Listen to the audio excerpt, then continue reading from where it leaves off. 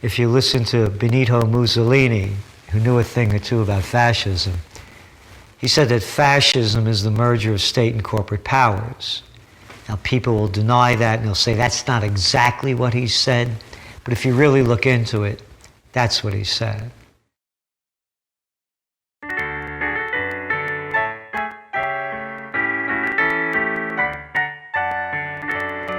Milk is an important part of every good diet. Use the best grade of milk available to you. Disease may be contracted through drinking unsanitary raw milk.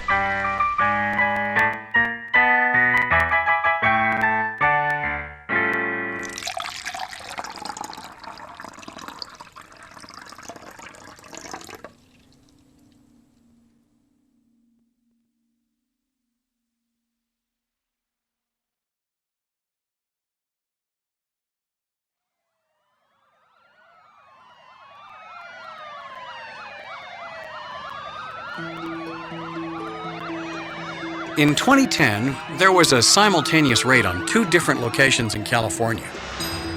Heavily armed agents stormed into private properties, arresting several U.S. citizens for dealing in a restricted substance. Now, drug raids happen quite frequently in the U.S. It's just one of the ways the authorities keep us free from malicious and harmful substances. Only this wasn't a drug raid. The substance being sold wasn't crack or crystal meth, or even bootleg hooch. It was milk. This is an example of just how heavy-handed the government is in routing out disfavored parties. In this case, the government operates on a public interest argument that raw milk is inherently unsafe. It is a breeding ground for bacteria, and because it is not pasteurized, the argument is, it carries with it an enormous increased risk for consumers, such that it shouldn't be available. This is the position of the Food and Drug Administration. And the government cracks down on this one segment. And they do so with brute force, sending in stormtroopers, essentially, and shutting down the milk plant in its entirety and confiscating all of the milk, regardless of whether it's contaminated or not.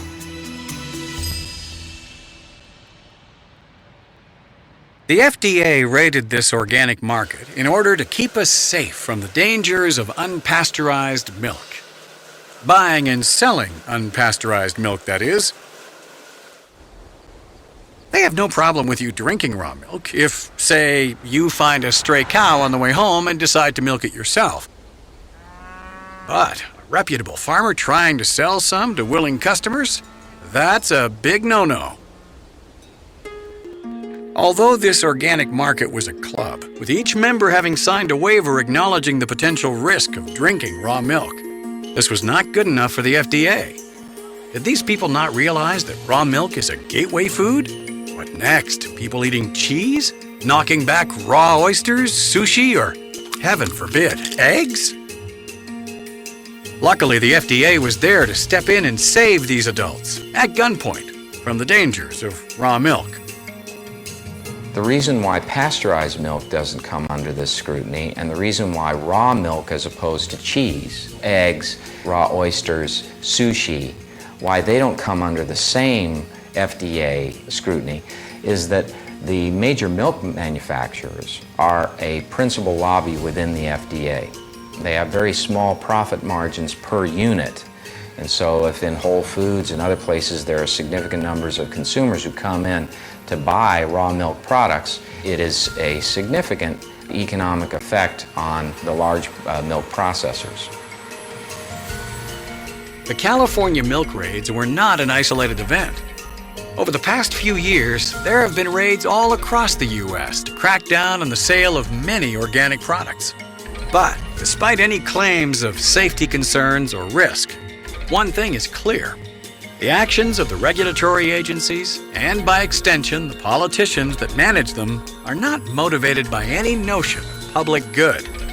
They're motivated by the desire to stay in power. That takes money.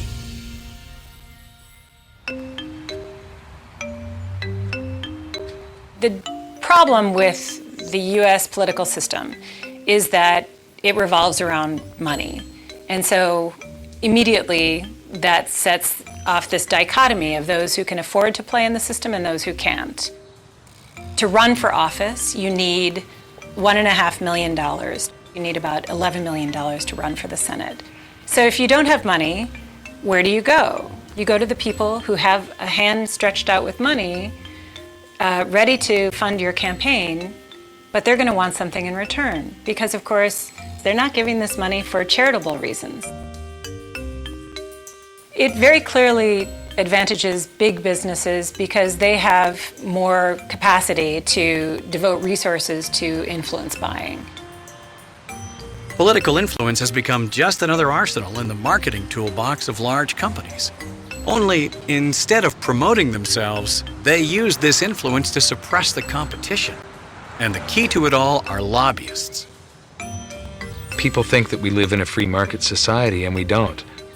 Big government and big business are way too closely aligned today, especially in the United States. And this, is because of lobbying, basically. We have cronyism. We don't have capitalism in the United States, especially when it comes to the military, and then big medicine, big food, like Monsanto, with all the GMOs and stuff. Most people don't want it, but yet it's being forced on us because Monsanto has such leverage in Congress through all the lobbying of the food industry. So what is lobbying? Well, simply, lobbying is the act of influencing decisions made by legislators and regulatory agencies. The guys who make the rules. And the people who exert this influence are called lobbyists. Well-connected professionals with slick suits and slicker tongues. Lobbyists tend to be experts in the fields they lobby for. They advise lawmakers on how to make sure Americans are getting the most benefit from the laws they pass, while also reducing potential harm. It's a good idea. Why wouldn't you want an expert's advice? Here's where things get screwy. Sometimes the lawmakers decide the cash is greener on the other side, so they become lobbyists themselves. They leave government and join a private company, taking their connections and influence with them. This phenomenon is called the revolving door. People going from regulating an industry to working in that same industry, and sometimes back and forth multiple times. Corporations love having such powerful people on their payroll, so they do everything they can to lure them over. And for their part, the regulators help out by making a few choice laws to benefit their future employers. And with the spin of the door comes a host of new laws that benefit some companies, hinder others, but business keeps rolling, and in the end, no one really gets hurt. Except, of course, the people. You'll see members of Congress who will take on issues defending one particular special interest and then go out to work for that special interest after they leave. And the same is true of all government agencies. In fact, that's considered the normal way to do business in Washington. Big government and big business essentially are the same, are they not? What's the difference between a corporation and a government agency when the corporation buys the politicians with campaign donations and the politicians do as they're told in passing laws that the corporation would have passed had the corporation been the government? Sadly, this phenomenon is all too common today, and it's not specific to just one industry. Rather, it seems that many of the agencies which have the power to influence our daily lives are corrupted by the revolving door. When you have delegated power to committees and government officials and agencies to regulate the economy, it always leads to corruption. It's too tempting for people not to use that power for their own personal agendas. And the revolving door is merely proof of the fact that when you give government and its agencies the power to regulate commerce, it always will lead to corruption. 9/10 of all federal law is not the product of those we elect, but rather the product of the unelected heads of these bureaucratic agencies. So we do not have a limited federal republic in the United States. What we have instead is an unlimited bureaucratic oligarchy in which these bureaucratic agencies operate largely without any accountability. This isn't a representative form of government. They only represent the most powerful and the people that give them the most amount of money. The corporations, the multinationals, have taken over. Whether it's agriculture, whether it's broadcasting, whether it's pharmaceutical, whether it's retail, you name the field, a few control it all.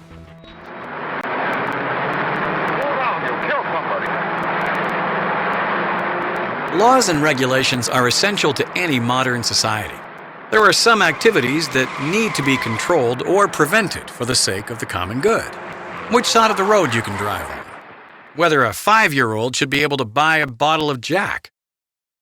How many return trips you can make to a buffet in a single sitting.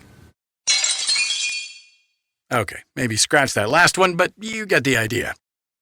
But with so much collusion between regulators and the industries they regulate, the laws governing our daily lives are becoming excessive, unnecessary, and often downright nonsensical. Keeping the public safe and free is no longer the primary goal for a number of our lawmakers. There is little done by the federal government that is not influenced by a choice to favor one special interest over another. A lot of regulations are adopted with a public interest veneer, but underneath they're the product of negotiation between industry leaders and government to create a barrier to entry. And many of these actions taken have enormous economic consequences, both eliminating competition to a company and enhancing their economic status. This relationship between big business and government agencies not only affects their competition in the economy, but all of us in our day-to-day lives.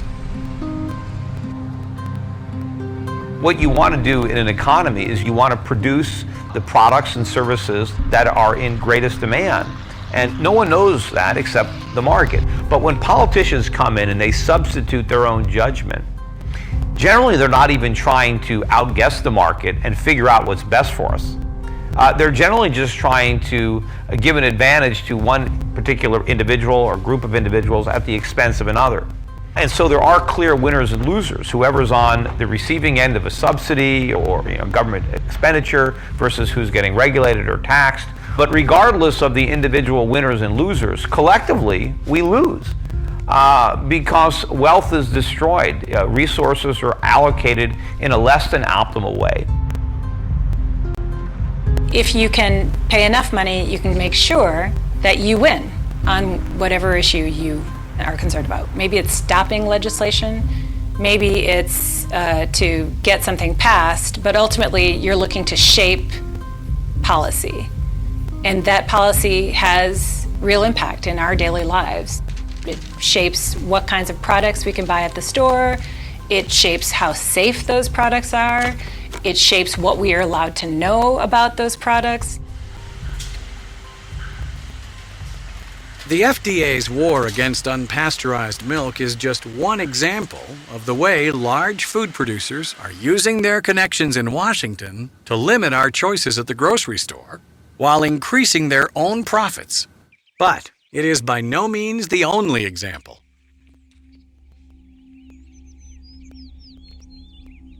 Big government is in a collusion with big agriculture.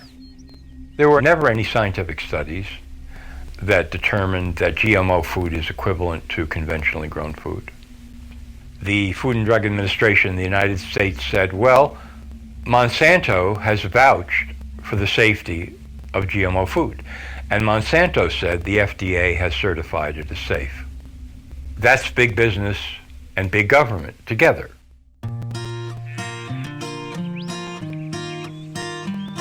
But some small, independent farms are choosing not to use patented GMO crops or work for larger agribusiness concerns. Some just want to supply their local area with nutritious, farm-fresh food. One such farmer is Joel Salatin. He runs his farm based on an innovative and radical new technique which he calls letting his animals out to pasture. Sounds crazy, but maybe he's onto something.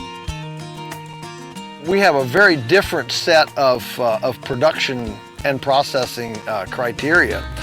First of all, our animals move. They're not in great big confinement animal feeding operations. Our animals don't do drugs. We don't vaccinate, we don't medicate, and we run our farm on the closed carbon cycle as opposed to buying in chemical fertilizer from outside. So, the localization, the carbon cycle, animals move around, the lack of pharmaceuticals, all of that is 180 degrees different than today's industrial global petroleum-based food system. It turns out there is a healthy market for traditionally farmed meat and produce. So why are there so few independent farms operating around the country? The story of Chicago and its great stockyards symbolized the amazing economic revolution that was underway. On the farms, machines and improved techniques of agriculture began to produce an abundance of food for consumption both at home and abroad. The new world of mass production required increasing concentrations of capital. Pooling the investments of many people, the corporation became the means to starting vast new enterprises. The globalization and corporatization of everything is gradually making it more and more difficult for independent farmers, independent people in the food system to market to their neighbors, to friends, to family, to whatever. And you do think every day about what bureaucrat is going to invade my life today. Every single time the government penetrates the marketplace, it always favors the biggest players because they're the ones that are able to buy favors, to curry concessionary privileges in a regulatory climate. And so I know that many of the consumer advocacy folks mean well when they say we need more oversight, we need more regulations for this bad thing that happened over here. What they don't realize is that by the time that regulation actually gets enacted and filters down to the farm level, it always hurts small producers and helps the large producers. It's the revolving door. Don't eat healthy, only eat crap. A few companies control everything. There's only a small group of agribusiness companies that control the entire food production. They're putting everybody out of business. They don't want any competition. The small farmer is always a threat. If 50 million people in the United States decide on their own that they would prefer to buy their produce from small farmers or at farmers markets because they think it's healthier, that's a defection out of the system. Government doesn't want that. And Monsanto certainly doesn't want it, nor do any of the big agribusiness companies want it. So better to do everything possible to wipe out the small farmer in America. Make him go bankrupt, make him sell his land, which is then taken over by some larger agricultural entity, until eventually the entire food chain is controlled by big corporations and big government. The regulations forced upon small independent farms like Joel's have created a hurdle which limits the size and scope of his operation. And whether these regulations are well-intentioned or imposed just to give an unfair advantage to the big guys, the end result is that many of the products Joel would like to sell have been deemed illegal. The things that we would like to do, from curing meat to selling raw milk, for example. We would love to sell raw milk, and we have customers who'd love to get raw milk, but it's illegal. We just had a health department inspector. They told us that our slaughtering shed for the poultry was illegal and wanted to close us down. And their contention was that if it's actually open to the air, it's inherently unsanitary. what's fascinating is a feedlot in deplorable conditions with no trespassing signs gets away with almost anything, but because we are extremely transparent outdoors, out here, it makes us vulnerable to the anthropomorphism of ignorant people. You're probably thinking that these agricultural regulations are meaningless to you. If these regulations are limiting your choices, how come you can walk down any aisle in the supermarket and find dozens of different brands and hundreds of different foods? I mean, how much choice do we really need? The average person walks into the supermarket, right? And they see all this stuff on the shelves. They say, what do you mean I don't have choice? I can get Count Chocula breakfast cereal, Fruit Loops, Cracker Jacks, whatever, okay? I can get potato chips from 10 different companies, What do you mean I don't have choice? And so it's a hard sell because people have a hard time understanding what they can't get. What you can't get is raw milk. What you can't get is backyard slaughtered poultry that never went through a great big processing plant. There's a tremendous amount of artisanal heritage type food that is unavailable now because it has been criminalized and outlawed. In the end, it comes down to risk. Some things, like raw milk, are just too risky to let out to the public. After all, contaminated raw milk could theoretically be as harmful as poison.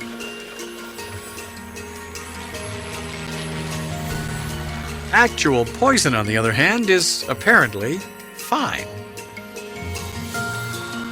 If you want to talk about risk, isn't it fascinating that the very entity that gave us DDT, that gave us mad cow, that gave us cloning, that gave us GMOs, these are very risky things. I mean, whether or not you believe in them or not, you have to appreciate those are all very high-risk things. And they are the ones that we say, I want to put my faith in you for my food. I think people participate in risky behavior all the time.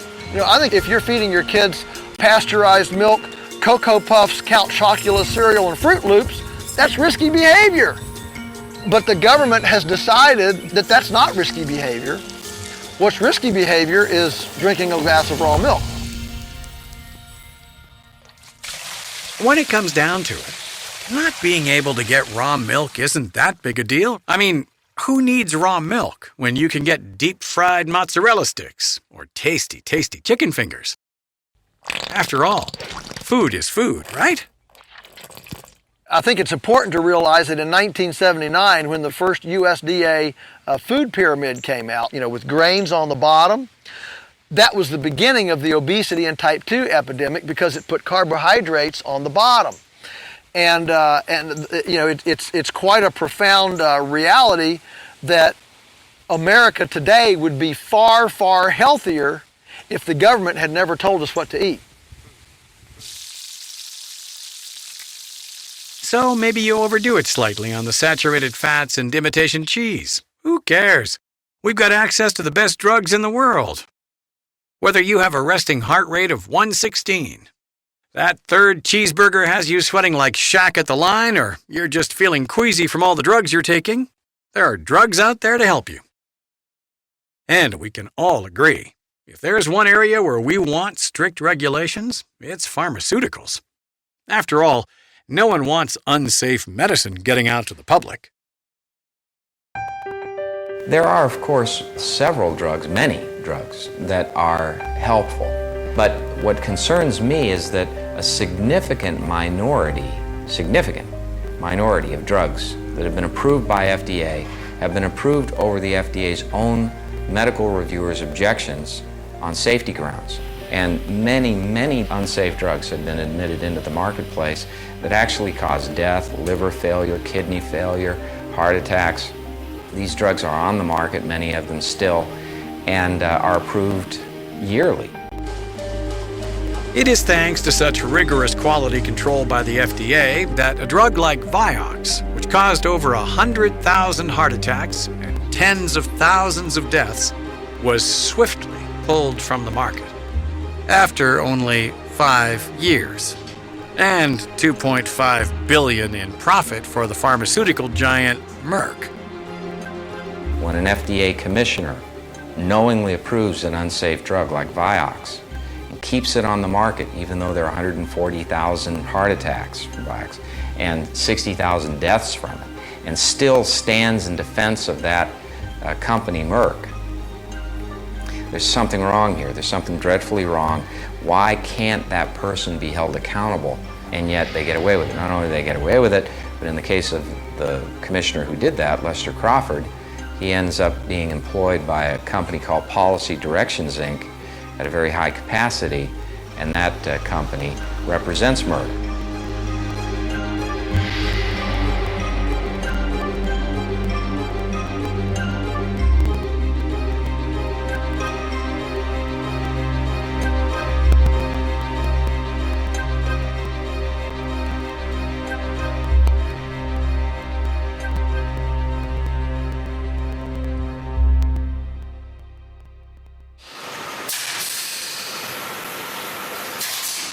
Perhaps the Vioxx incident was just a one-off event. There are a whole host of helpful drugs in the marketplace, and the FDA shouldn't be scrutinized for one little slip-up. I mean, it's not like this is happening regularly. The FDA says that all of these pharmaceutical drugs that are everywhere in America, they're safe and effective.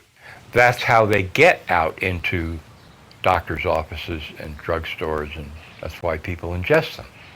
Well, 106,000 people every year in the United States are killed by FDA-approved pharmaceutical drugs. The FDA admits this on their own website, but they say nothing about taking responsibility for it. It's just another medical fact to them. Huh. Over 100,000 deaths from prescription drugs every year. You'd think with all the stringent testing the FDA does before it lets a drug out onto the market, they'd detect some of these life-threatening side effects.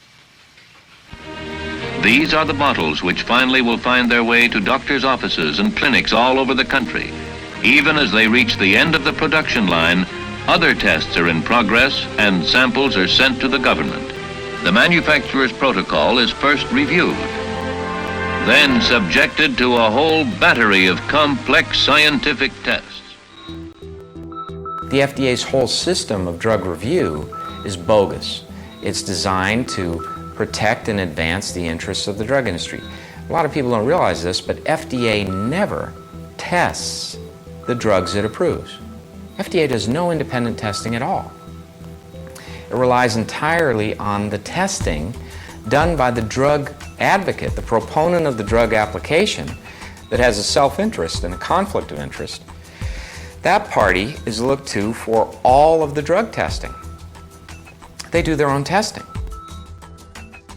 So the FDA does no independent testing of the drugs it approves. But with so many new drugs being manufactured, can you blame them for outsourcing the testing to the drug companies themselves? After all, if you can't trust a multi-billion-dollar pharmaceutical conglomerate, who can you trust? There have been multiple instances of corruption in this process where negative information has been kept away from the FDA so that the FDA will approve a drug. In fact, Sanofi Aventis, with its drug Keytec, relied principally on a clinical trial that FDA's medical reviewers, who are sharp on the case, discovered didn't even happen. They made it up. And there were FBI investigations and prosecutions.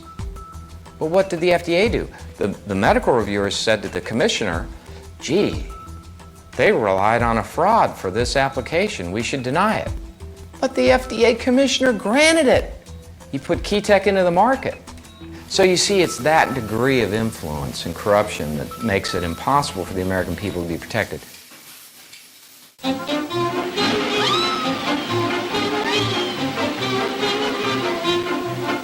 With drugs being approved by the FDA, despite the objection of their own medical reviewers, there can be little doubt the revolving door is alive and well in the pharmaceutical industry. And just in case you do have some tiny shred of doubt remaining, consider the case of Billy Tauzin. You may want to have some anti-nausea pills on standby.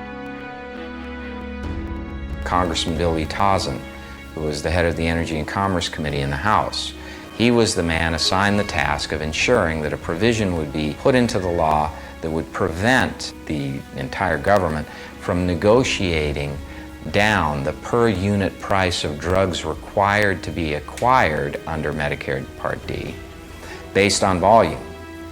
So in other words, they're forced to pay whatever price the drug industry sets per unit for the drugs purchased under Medicare Part D.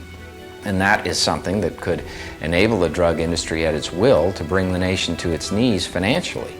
And so it is that this provision was put into the law in the Bush administration. Tauzin left the government, left his position in Congress, became the head of the Pharmaceutical Research and Manufacturers Association, and made the highest salary they had ever then paid to that date, $2.5 million a year, as a compliment for his selling out the nation to protect the drug industry.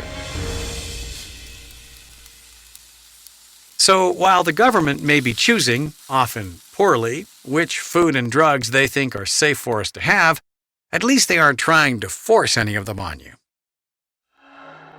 Except perhaps for vaccines. George Lambert is a representative of the New Hampshire State House, and he is a leading proponent for vaccination choice in his state.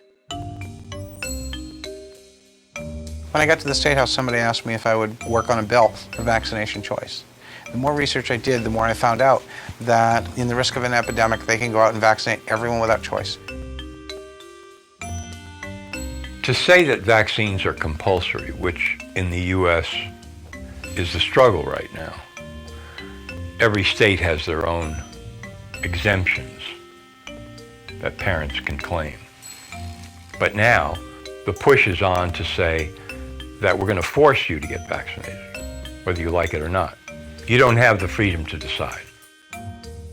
If we talk about medical safety and freedom, everybody should have the choice of what medical procedures they want. You can get a medical exclusion, you can get a religious exclusion, but you can't get a conscientious exclusion.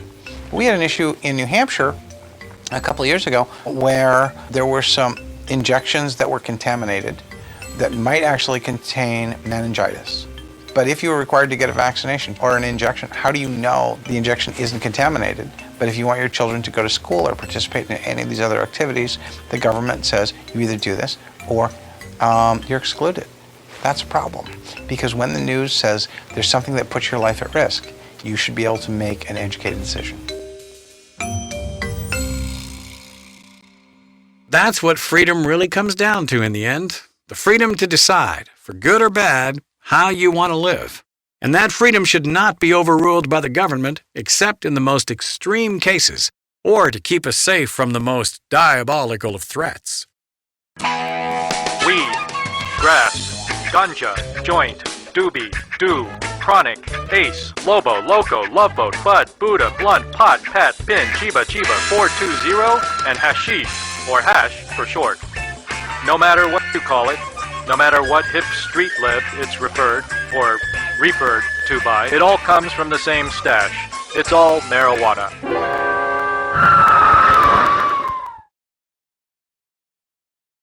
Marijuana, one of the most dangerous drugs known to mankind. Responsible for almost as many deaths per year as asteroids or shark attacks, it can cause an otherwise healthy adult to giggle or get a bit hungry. Thankfully, the brave men and women from numerous agencies have been waging a tireless and expensive war against this dangerous plant for decades. The war on drugs is a war on the people. It's a war to fight for the pharmaceutical industry so they could sell their psychotropic drugs. I mean, Jesus, how many people that I hear horror stories from their children whacked out on Vicodin. Oh, that's a beaut. Yeah, how about a little OxyContin, to make you happy? Feel some pain, this will get rid of it. But don't get high, man. No weed, it's gonna kill you. You saw Reefer Madness. Reefer Madness is a celebrated PSA film produced for the U.S. government. Known for its even-handed and unbiased approach to the subject of marijuana, which it claims is worse than heroin, it saved generations from the dangers of marijuana. Even a single puff of Mary Jane can make you dance like a fool, laugh uncontrollably, or violently murder your friends. How embarrassing. NORML is a non-profit organization whose aim is to legalize cannabis throughout the United States. There are 800,000 people a year arrested in the United States on marijuana charges, 90% for possession only. So over a 40-year period now, that's roughly 27 million people have been arrested on marijuana charges. So it's created a huge universe of people who have been effectively screwed by the government. When we sued the DEA in the classic case NORML versus DEA, the judge ruled in 1988 in his final decision that marijuana, quote, is the safest therapeutic substance known to man. That's a pretty strong indictment against the rest of the drugs. So the courts acknowledge that marijuana is the most therapeutic substance known to man. But since as early as the 1930s, marijuana has been the subject of countless heavy-handed and fallacious propaganda. Long-term use of marijuana can lead to a psychological dependency. Soon, you'll be taking all sorts of measures to get your fix. People will start calling you names like pothead or Smoky McBongwater. Losing all motivation, it's likely that you will drop out of school, take a sudden liking to sitar music, and maybe even get felt up by a cop or two. Marijuana has been propagandized by the United States government and its surrogates at the state level for at least 75 years. There are 1,200 Partnership for Drug-Free America ads, and 85 to 90% of those ads have been against marijuana. And the name alone, Drug-Free America, deserves nothing but pure laughter. Drug-free America. This is the most drug-addled society in human history. And the Drug-Free America Association was originally founded by the alcohol, tobacco, and pharmaceutical companies, which, last I checked, their business model is distributing drugs. Personal feelings about marijuana aside, there is no denying the fact that criminalization of the substance bears little parity with other substances in the same area, such as alcohol or tobacco. But with all the millions being spent on preventing its use and prosecuting individuals who use it, who stands to gain? There are entities out there that strongly lobby for the status quo to stay in place. Law enforcement, the very government agencies born of the prohibition, like the Partnership for Drug-Free America, the DARE program, the DEA, the Drug Czar's office, they will always oppose legalization. 3 would be the alcohol, tobacco, pharmaceutical companies that play both ends of the middle. They try to start things like the Partnership for Drug-Free America, but pretty clearly don't want to really have a drug-free America. The 4th entity are companies that are able to make money off of the prohibition, and that would be private prisons, drug testing companies. This is probably the most naked of our opposition, because if you get caught with marijuana, you can either choose the route of prosecution and potential conviction and then going to jail, or you go to rehab. Well, even the director of NORML, if I got caught by police with a small amount of marijuana, if I'm given a choice between going to jail and going to rehab, I'm going to pick rehab. And so 80% of their clientele are effectively pushed in the door by the government. So this is an incestuous relationship that has been set up between the drug rehabilitation profiteers and the government that brings their clients right to their door. And we, the taxpayers, pay for the rehabilitation. Now, in the language the addicts use among themselves, they never say to each other, "Let's smoke a marijuana cigarette." They say, let's turn on or let's blast a joint.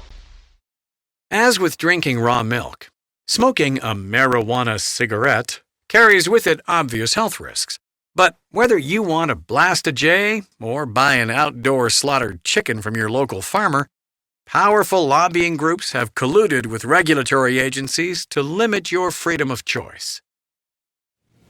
When the government violently kicks down your door and comes onto your property with guns drawn, trying to get you to stop engaged in a certain behavior that's harming nobody else, that is a social injustice. I personally think of cannabis as just a metaphor for freedom. I think of it almost purely at this point now as a discussion over personal freedom and how much can the government intervene in your life, and intervene violently with guns drawn. Okay, we've talked a lot about food and medicine and, Lobo, but enough of that hippie talk. Everyone knows the world revolves around one thing and one thing only: milk. I mean, money.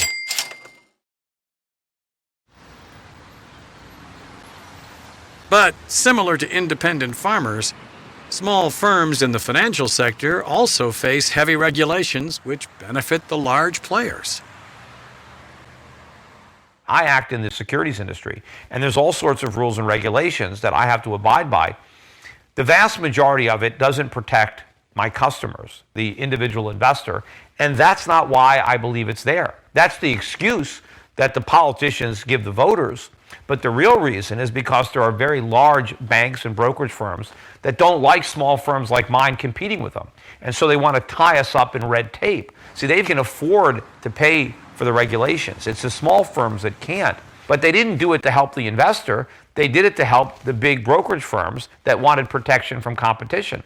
And so that's what happens. But of course, the revolving door is when these guys leave Washington, they get cushy jobs at the companies they used to regulate. And in fact, they go back and forth. They go from the industry to the government, back to the industry to the government. And what they're really doing is they're peddling their influence. They go to Washington to get clout, to get influence, to make friends, and then they sell the influence to the highest bidder when they leave.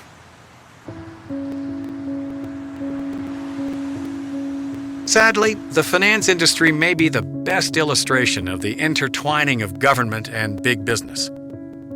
For example, the current Secretary of the Treasury, Jacob Lew, was reportedly given a $950,000 bonus by his former employer, Citigroup, just for taking a job at the Treasury.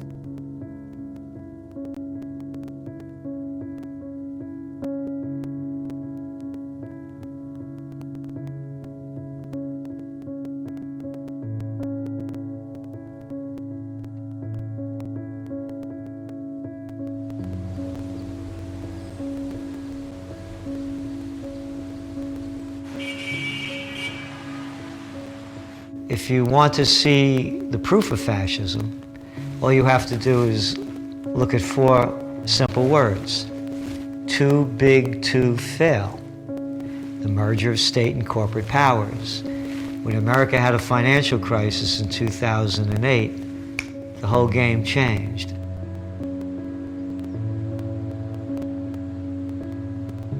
The banks got in trouble.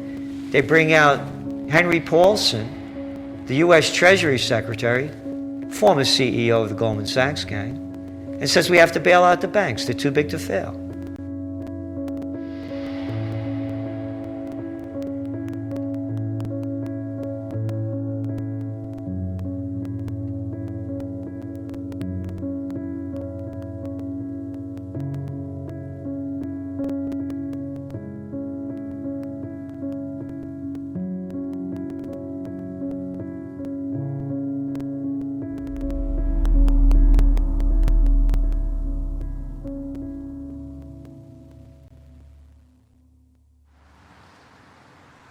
The subprime mortgage crisis of 2008 was the biggest economic crash since the Great Depression.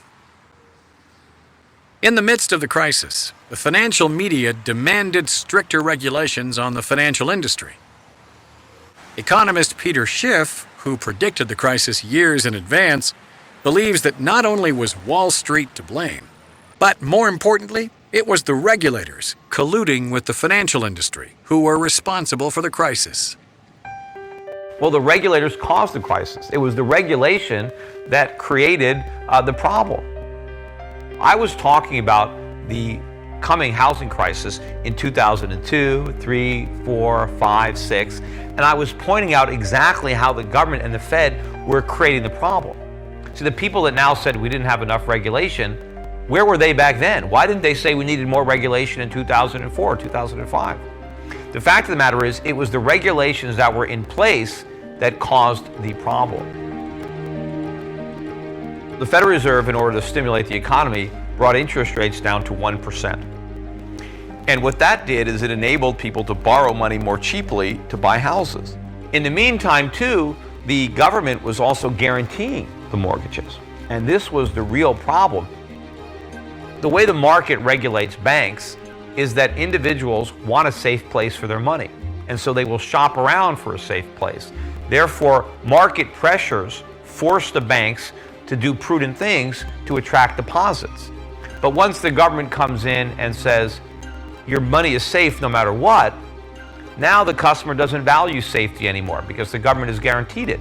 But the problem with the government regulation is it's ineffective, and it ends up being politicized. Because if you remember, during the housing days, as lending standards kept being lowered and lowered and lowered, it was the government that was leading the charge to lower standards. Because the voters wanted to buy more houses, because housing was thought of as a way to get rich.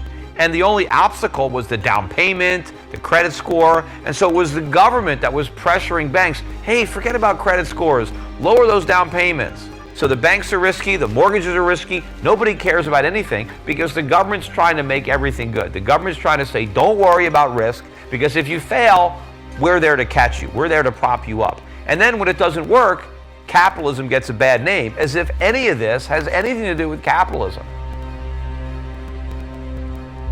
Skipping ahead to 2011, we find the story of MF Global, a commodities brokerage firm headed by former Senator turned Governor of New Jersey, John Corzine. It wasn't a pleasant return to Capitol Hill for former Senator John Corzine.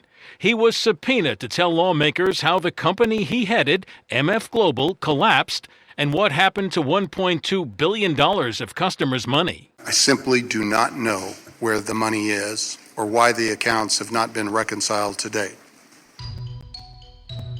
Don't you hate it when you can't find your keys, your phone, or $1 billion of other people's money? It's so frustrating. But as uncomfortable as Corzine may have been sitting there and pretending to feel bad, others felt a little more MF'd by the situation. I got burned by the MF Global scandal. That's when John Corzine, the former governor, Democratic governor of New Jersey, and former senator of New Jersey, and former head of the Goldman Sachs gang. After he did his stint with those, he was the head of MF Global. Yeah, MF. Perfect. MF Global went into my segregated account and stole my money. 6 figures, and I work hard for my money. I wasn't speculating in the markets. He went in and stole my money. While investigating how this money was stolen out of his account without the financial regulators intervening, Mr. Salente's investigations found the telltale squeak of the revolving door. The CFTC is the agency which regulates brokerage firms like MF Global. At the time of the MF robbery, the CFTC was headed by one Gary Gensler, a close colleague of Corzine's.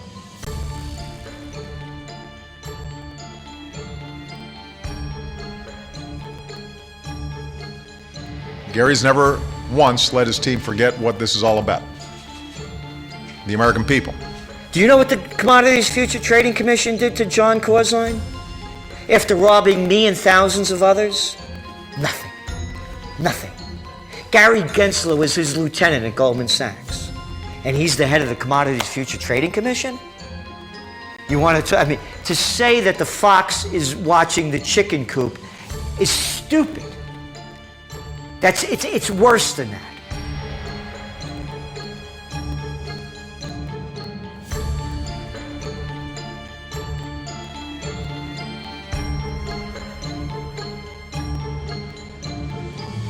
The MF Global collapse is an example of the alliance between regulators and big business in the financial industry.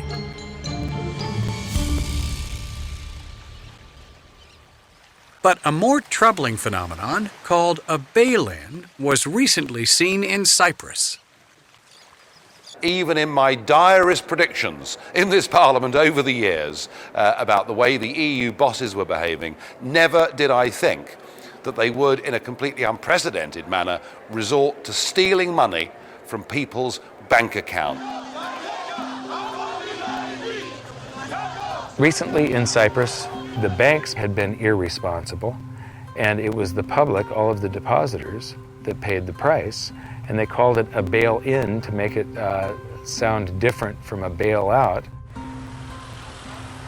What happened was many of the banks in Cyprus bought a lot of Greek government debt. And as you know, over the last few years, Greek government debt has all but collapsed. So that made the Cyprus banks all but insolvent. And they went, just like always, the big banks went with the government and said, hey, we're broke. Can you help us out and steal money for us? And that's what they did. They just said, take 50% of anyone over $100,000, take 50% of all their money, just take it. Just the term bail-in is a lie. This is something that is a marketing tool to basically cover up a theft. A bailout, they whip up currency and they give it to the banks, and then the public eventually pays for that through a tax called inflation, because there's now more currency in existence. A bail-in, they skip the part of creating currency and they just take it from the depositors. But basically, the banks win at the public's expense either way. But that was Cyprus, not the US. There's just no way the citizens of North America would allow something as underhanded as a bail-in. Canada actually put in their 2013 budget a bail-in clause, the exact same thing. They said if the Canadian banks have problems, that they can just take it from Canadian citizens. The US has been talking about it as well. The governments allow these banks to do these kind of things. Cyprus was the model to see if they could get away with it. They got away with it, and now it's proven successful, so it is a solution they can use in the future. In hindsight, it seems obvious that the financial sector would be rife with corruption and backdealing. Finance, education, the prison system, the military-industrial complex.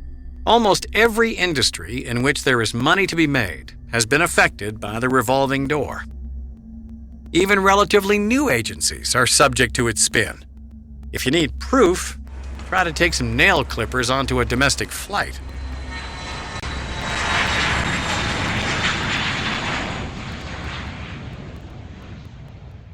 When you go to the airport, the TSA agents, want to go out and they want to invade your privacy. They want to look through your bags. They want to do all of this stuff. And you don't have the option to say no. Once you get in line, you can't get out. Now, what is the point of the entire TSA system? It's security theater. It's to make people feel scared, not to make people feel safe. Because the more they can actually make people feel scared, the more they can actually take a little bit of their rights away all the time and constantly remind them that they need the government to make sure that their safety is well taken care of. The body scanners that stop you from taking dangerous objects, like bottles of water, onto planes, were installed due to TSA regulations. As head of the Department of Homeland Security, Michael Chertoff required every airport in the country have those scanners installed. For our safety, of course. This technology allows us to detect any item concealed on a person's body, including molded plastic hidden under clothing. The scanners themselves are built and installed by a company called Rapiscan. Can you guess who worked as a consultant for Rapiscan after leaving Homeland Security? Oh yeah, I remember. Let me see. Cherkoff. He was the head of the Homeland Security right after the underpants bomber. Right after that happened, Cherkoff, whatever his name is, he appeared on all the national media. We have to get them X-ray machines in there. Rapid scam. Somebody's scam. That's the name of the company. Yeah, well, they X-rayed it. Oh, son of a gun. Wow. Cherkoff is a consultant for that company after he left Homeland Security. Okay, let's get this straight. GMOs, safe. Raw milk, unsafe. Preparing poultry in the open air is unsanitary, but drugs that cause heart attacks are fine. Blasting a joint will make you want to kill. Getting X-rayed at the airport is vital to national security, and stealing from your customers is okay, provided you do it $1 billion at a time. With regulatory agencies so deeply entangled with big business, it's almost impossible to know whether the rules we live by are there for our safety or someone else's financial benefit. Whatever the reason, the end result is our lives are now so heavily manipulated by the desires of others that our choices are becoming more and more limited. That's what government regulation is all about. It's all about limiting your choices. The government wants to make those choices for you. They want to take away your freedom to choose. The choices that you make, the types of food that you eat, right? All of this is determined for you by the government. And why can't we make choices? Right? That's what freedom is about. The politicians think that, hey, it's important that we all vote. They can trust us to vote, but they can't trust us to make these basic decisions about whether we should buy a house or whether we should rent our house, or should we use this broker or that broker, or should I put on my seatbelt, or should I wear a helmet, or should I smoke cigarettes, or, all these choices need to be made by the government, but somehow we're smart enough to vote, but we're too dumb to do just about anything else. This over-regulation has implications other than just limiting our choices. By giving government agencies the authority to regulate our lives, even in the name of protection, it has led to an expansion of government power at the expense of individual freedoms. What's the old saying? Give them an inch, and they'll take your money, life, and favorite dairy products? Something like that. The more laws there are, the more rules and regulations there are, the more taxes there are, the less freedom you have. I mean, that's what freedom is. It's freedom from government. So when people are free, it means that they do what they want. They don't have to do what the government tells them. Career bureaucrats are usually dedicated, pro-regulatory people. They are fans of state paternalism, of government making individual choices. And the result of that is to really deprive individuals of sovereignty. It makes individuals mere functionaries of the state rather than people who can pursue their own self-interest and enjoy the benefits and blessings of liberty. It really does come down to who owns me, who owns the individual. You can't have a system that denies choice, trying to protect us from the risk of bad choice, and preserve the freedom to make good choices. That's the problem. You can't have it both ways. Freedom requires risk. Should I wear a seatbelt? Is this bank a safe place to keep my money? Do I need insurance? We're all so busy with our daily lives that making important decisions can become overwhelmingly daunting. A lot of people prefer the freedom from making choices, even if it means the choices being made for them aren't the best. The idea that government should make our choices for us is one that a lot of people prefer, rather than to make their own choices. But once the point is reached, like in the former Soviet Union, when choices are made for you by the government to such an extent that it destroys the economy, that it destroys free agency, that it renders everyone a servant and the state a master. Then, at some point, individuals come in large numbers to the conclusion that they're not getting what they were promised, that they are overtaxed, that they're overregulated, that their choices are limited, that paternalism is disgusting, it's caused me heartache, and I'm going to reject it. I want my freedom. Until that point is reached, most people will be content with their comfortable lives and the choices still available to them. The hardworking people don't have time to watch or hear what's going on. They're working 24/7. They're trying to make ends meet. So, what does America watch? Hey, you know, Kim Kardashian's pregnant. She's going to have a kid real soon.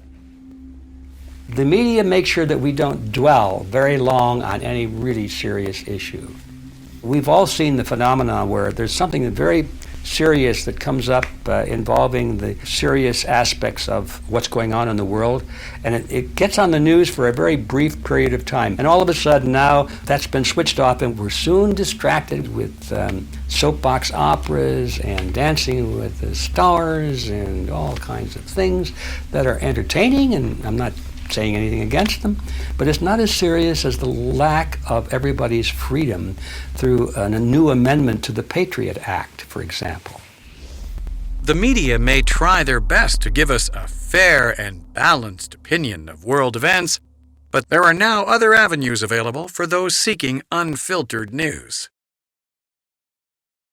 The way that the net and the web were built involves a lot of decentralization. It moves power into the hands of the people sending and receiving messages, as opposed to the people in the middle that are handing them off. And that is a scary prospect for entrenched stakeholders. Any alternative media, other than the corporate media that is so rigidly controlled, is a threat. The internet is certainly a threat because the internet gives almost anyone access to the world. So now, are we surprised when the political figures who don't like that are constantly worried about how can we stop this? Well, the formula has been tried and true. It always worked. Just tell the people that there's a threat out there that only the government can control. I mean, there's a threat of child pornography or crime or terrorism or cyber terrorism or something. We have to control the internet for your good, folks. Otherwise, you're going to have a big problem. That's why they're working around the clock to try and scare people into thinking that the internet must be controlled by our fine, trustworthy political figures. They want to be the ones that control the internet and tell the world what is proper and what is improper. If you look at the history of communications media, people said with cable television we'll finally be free of centralization, and with the telegram we'll finally be free of centralization. And really the worst case scenario would be if we saw that history just repeat itself exactly. If we saw this amazing decentralized distribution method, the most effective one ever produced in the history of humanity, if we saw it captured by a handful of centralized stakeholders and them controlling and surveilling the communications that go through it. Good things, unlike processed cheese, never last. In an attempt to regulate yet another slice of our lives, legislative bills are already in the works to try and control the internet. But rather than wait for pesky red tape like passing laws, the government has been proactive in trying to censor the internet, for our safety, of course. For example, with the help of their good buddies in big finance, they were almost able to shut down the controversial website WikiLeaks. Think what you will about WikiLeaks. The point is that members of the government were able to just speak with payment processors and create this blockade and say, you cannot transfer money to this organization. And it's not much of a leap to say, wait, hold on. The government, or in some cases companies, can decide that nobody can do business with these people, or that nobody can see what these people are publishing. That's obviously a problem in our tradition of free speech. WikiLeaks was able to survive thanks mostly to a very new concept: decentralized money. Unlike most currencies in the world, which are created and regulated by central banks, decentralized currency, such as Bitcoin, is created by the people, and as such is almost impossible to control. Bitcoin's a decentralized peer-to-peer currency. It's actually an internet protocol, kind of like SMTP, that's how you send emails. Well, it's money over internet protocol. It's how we can send money over the internet. And we can use it to transfer value without having a middleman. That means we don't need a bank or a money transmitter between us, someone like Western Union. We can just send money like we send an email. Bitcoin's, I'm incredibly excited about it because it's the first free market private money that's also a technological money. It's electronic currency. The great thing about it is it's not controlled by a central bank. It's not controlled by anyone. It's actually really the people's money. So it gives a lot of freedom. Why do we have the supply of money and the cost of money, or interest rates, set by some bureaucrats 3,000 miles away in Washington, D.C.? How efficient is that for our economy? Because interest rates, they regulate production over time, and they regulate all the production within the economy. You know, whether we should save or whether we should build something. Bitcoin liberates that interest rate because it's a censorship-resistant currency, so we don't have to use their money system anymore. Decentralized currencies like Bitcoin offer an alternative to the highly regulated and controlled national currencies of the world. But, as with the government's push to regulate the internet, attempts to regulate the purchase of Bitcoin have already been seen. I recently tried to start up a Bitcoin ATM. I hired some lawyers in the US and they told me, you're under 5 different regulators in the US. You're under banking, finance, money, even telecommunications, because we're using the internet. And we looked into the total cost just to start a Bitcoin ATM, a very basic product, no less than $25 million, because we needed all kinds of insurance bonds as a money transmitter. This is how they keep competition out, because they don't want competition. These attempts to control increasing amounts of our personal lives have some people very concerned. And with each successive law or regulation, the temptation to opt out entirely becomes more and more appealing. There are some people that are abandoning ship. They see the ship is sinking. They don't know whether it's going to sink for sure or stay afloat somehow. They don't want to stay around to find out. They're just leaving while the getting's good. And I'm not going to tell somebody not to leave because I don't know for sure how bad it may or may not get. Jeff Berwick is someone who has already decided to opt out. To this end, he formed an expat community in Chile, hoping to create a haven for freedom-loving people who can no longer tolerate the government encroachment in their personal affairs. We started this community because we've really recognized that a lot of people around the world want to get out of these Western countries. Rising taxation, rising regulation, people are getting put in jail in the US all the time for nothing, victimless crimes. People have done nothing except for maybe drink raw milk or have some plants in their pocket called marijuana. What we're trying to attract and what we've been attracting is more freedom-minded people. Everyone has their own personal story. Sometimes it's as simple as someone's been pulled over like 10 times in a month and been searched. I've seen people who have had their entire businesses taken away through regulation and fascism in the US. There was one doctor who came down recently. He had a practice in the US. He had a almost 100% cure cancer rate within 1 month. And he had about 30 SWAT team come in one day and everything taken by the government. And so many people are just had enough of being pushed around, stolen, beaten, put in cages for nothing, to have most of their money taken away and even sometimes their entire livelihood taken away. Not all of us can just pack up our lives and move to Chile. So what practical options are left? Identifying the root of the problem is a good place to start. The issue is there's this merger of what would appear to be private enterprise and government. And the only way to break it is to restrict the power of the state. Once you give the state the power, the authority over our lives in all these areas, then there's no stopping it, because then the individuals who are in those fields of providing medical services, monetary services, banking services, power and gas and oil and all these services, they will gravitate to the government, buy off the politicians, make the mergers, pass the laws to their best interest, and the average, the gum-chewing public thinks, oh, well, isn't that nice? Well, we voted for these guys, so I guess it's in our best interest. They don't get it. If you take all the temptation, all the power away from political office, the only people who will go into it will be those who want to serve their country, because there's no way to steal anything anymore. The only idea that I have as far as trying to make government smaller is that in the United States, we've got the Constitution, but every government could pass some sort of amendment to their Constitution or whatever that says that for every law, act, code, or regulation that these screwballs want to pass, that they've got to find 2 old laws, codes, acts, or regulations that they have to repeal. That's the only way that I can think of making government smaller.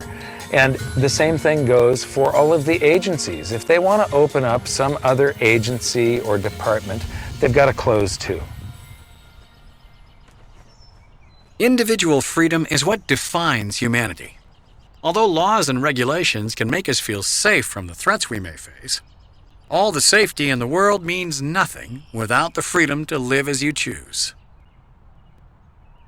Freedom is the most important and indispensable characteristic of mankind.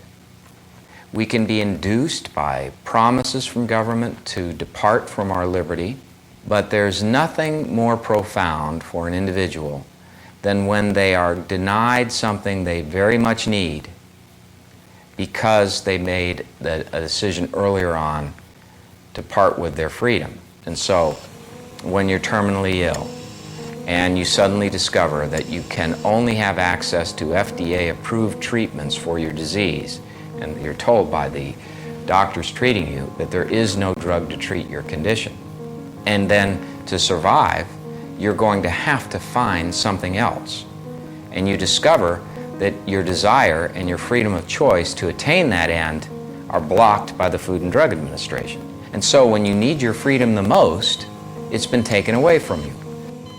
When you've been in a family that has had a milk farm for 300 years or more, and suddenly federal agents come in and they do a raid on your farm as if you were a drug kingpin engaged in international drug sales, and you're only selling milk. And then you realize your whole life has been turned upside down. Or you are a small businessman who discovers that just to operate a gas station, you have to comply with EPA regulations that will cost you more than it will to run the gas station in profit.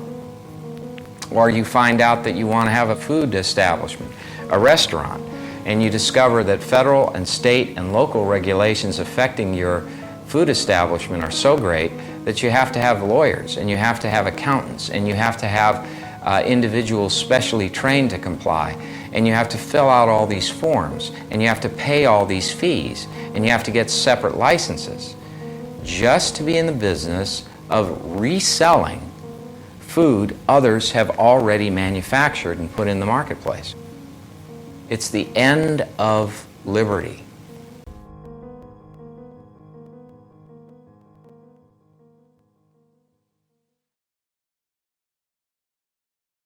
How you regain freedom is a huge question. The individual knows that he's or she is alive. The individual knows that he or she is free to choose a future and a life that they want. We either have free societies or we don't. There is such a thing as individual freedom or there isn't. That is the bottom line. If you want to live a life, a real life, then freedom must exist. So people have to step up to the plate whenever they see individual freedom threatened along any channel of human activity. That's where you start from. When I was growing up, New York was an ugly, ugly city where there was violence in the streets all the time. And the way that they cleaned it up was by going and getting people to go out and say, no more. Well, that worked to stop the gangs. The same thing works when you get honest people who engage in government. And maybe we can stop the government gangs from sitting there and dictating the terms of our lives and preventing us from having the freedom and liberty which we were guaranteed in an open democracy.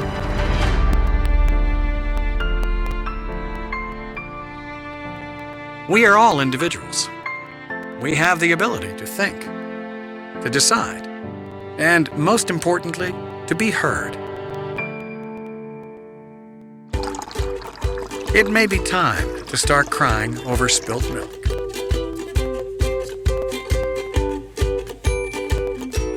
Crap, I just spilled this. This is not going to be good. Boy, I just saw those pictures of Kim Kardashian pregnant. I said, man, how could a chick like that? Why does anybody want to look at her? You know? And yet she's a star. Well,